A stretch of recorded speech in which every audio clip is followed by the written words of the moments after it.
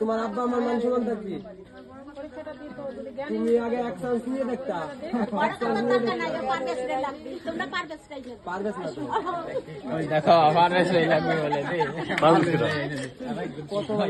হাসাহাসি করতেছে, কেউ তোমার ছবি তুলতেছে, কেউ এটা করতেছে এটা করতেছে, এগুলো কি তোমার কত ফ্যামিলি আছে?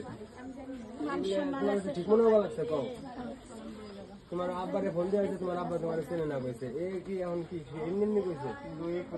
এখন তো তুমি এখানটা যদি কোনো রেজাল্ট না পাও, তুমি বাড়ি যাবে কোনো রেজাল্ট পাবা না। তখন আমি হলো তোমার ছাড়া থাকতে পারবো না, তোমার ছাড়া বাঁচতে পারবো না, তুমি ব্লক করো না। আমি যেভাবে আসো আমি এইভাবে থাকো। আমার ভাইরা আমার এমন এমন ভাই আছে কি 2-3টা বিয়ে করে তার সেই সব মেয়ে নিয়ে আসছে, মানে 2-3টা বিয়ে করছে, তাকে নিয়ে সংসার করতেছে। আর তুমি তো জাস্ট একটা কাবিনে বিয়ে হয়েছে, তাই কি হয়েছে?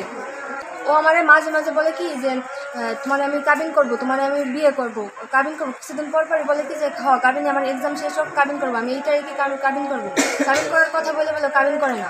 ও আমার মাঝে মাঝে বলে যে চলো ঘুরতে যাই, এখানে যাই। আমি বলি কথা বলবি কি? ও বলে কি যে আমি তুমি এইগুলো ঠিক করো না, তুমি কাজটা ঠিক করো না। মানে ও আমার আবার কি হয়েছে, কালকে হলো ঝামেলা হয়েছে, ঝামেলা হলে পর আমি বলছি কি যে আমার ব্লক করে দিছে। হ্যাঁ, আমি বলছি তোর আর লাগবে না, আমার তোর আর চাই না। বলছি কিসের জন্য এগুলো করতেছো তুমি?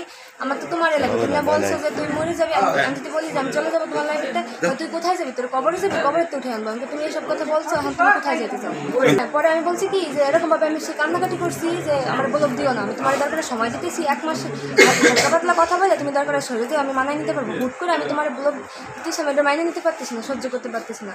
তোমার ঘন্টায় মিনিটে সেকেন্ডে সবসময় তোমার সাথে আমার কথা, সবসময় মুকসিদপুর স্টেশনে নিয়ে গেছে, পার্কে নিচ্ছে, আবার মুকসিদপুর কয়েকটা কেবিন আছে, রেস্টুরেন্ট আছে, ওই জায়গায় নিয়ে গেছে।